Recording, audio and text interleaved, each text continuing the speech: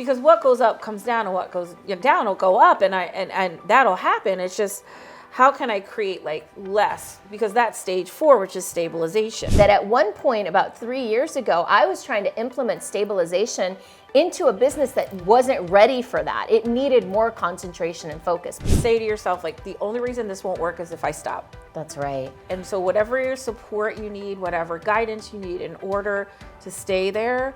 And people ask me sometimes, like, and I've asked you, we've had this conversation, how long do you give yourself?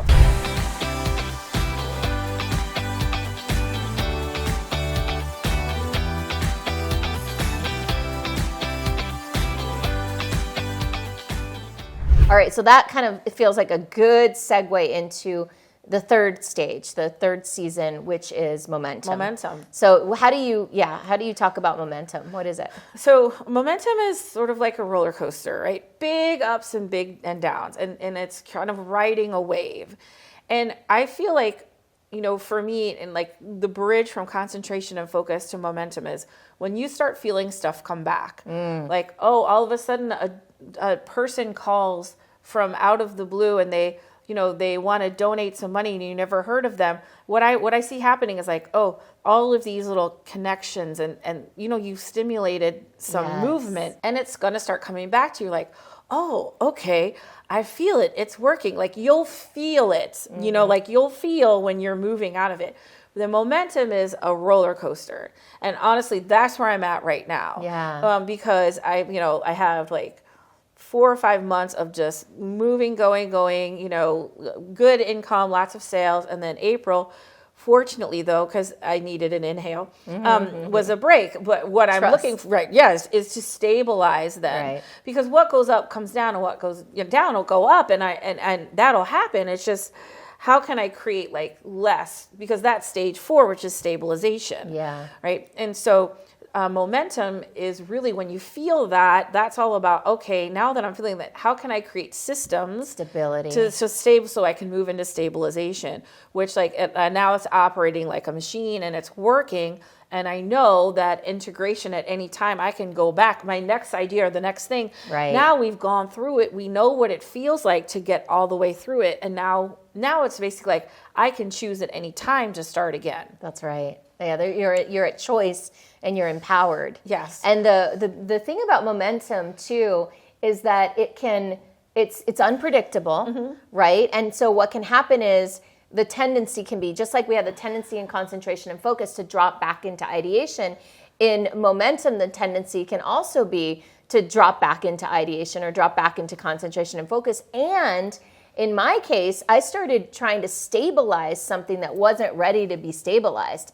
I actually needed more concentration and focus. Really? This is something I just recently realized. I don't even think I've shared this with you, that at one point about 3 years ago, I was trying to implement stabilization into a business that wasn't ready for that. It needed more concentration and focus. Personally, I needed to raise the level of activity still to drive in better business, better clients, and then stabilize at that level, which is where I am now. Stabilizing at a level where I'm happy.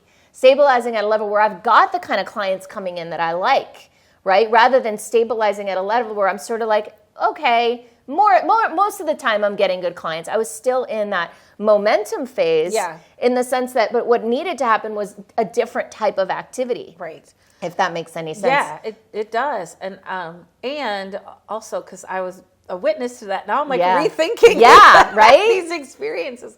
And for me, what momentum looks like is like I enrolled amazing people in my course. Like, they are incredible. I mean, we operating at just such a high level. They're so invested in themselves and each other. And I did a lot of calls to get those people. A lot of activity. And so what I'm working on to move me out of momentum is pre-qualifying, so that I'm spending more time with more qualified clients. Yes. Not that I can't help people, but I'm spending more time and energy on qualified clients. And that's a new thing for me, and so that's part of the growth. And the other part of the growth is building more systems around how I book speaking engagements and just having more systems in place, of which, like you, I build these systems and then rail against them. Because I'm kind of a make it up as I go girl, and I know I need them, but it's like, I tend to like not, I don't say resent them, but also it's like, oh, right. Yeah. I got to do that.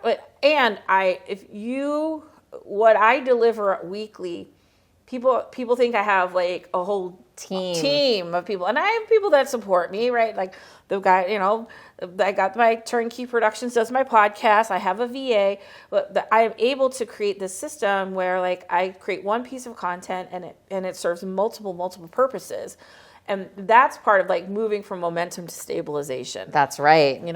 Well, and speaking of which, I think we're going to come back to this. I think in the next video, when we talk about your business, how you've grown and evolved, we'll talk about all the ways that you repurpose content, all the really smart systems that you have built. I mean, I want to just acknowledge you and witness you. You say, I'm in momentum, I need stabilization. Like I witness already, there are things in your business that you have stabilized beautifully, like your marketing strategies, your email marketing. So we're going to talk about that. All right, cool. So is there anything else you want to share about the seasons of business before we close this topic? I think for me, really the critical part of it is that phase 2, stage 2, that concentration and focus. Yeah. That is where you say to yourself, like, the only reason this won't work is if I stop. That's right. And so whatever support you need, whatever guidance you need in order to stay there.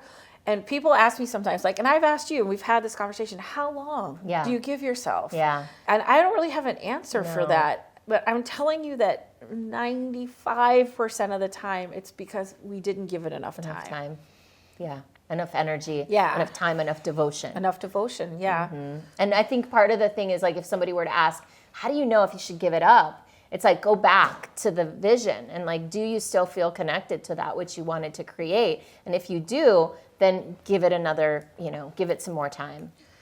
Yeah. And also I think it's part of managing the expectations of the people around you. Like when I work with organizations, the people I'm coaching and training, I'm coaching them to manage the expectations of everyone around you so they don't think there's going to be like, this immediate windfall of money. Like, you know what I'm saying? Like that these things take time. And also that really, like, when you feel it come back, like, celebrate it. Yes. It's like, I did this. I did this workshop. I'll tell you, I did this workshop, and I'll never forget this. And this woman came, and I had left a message with her boss.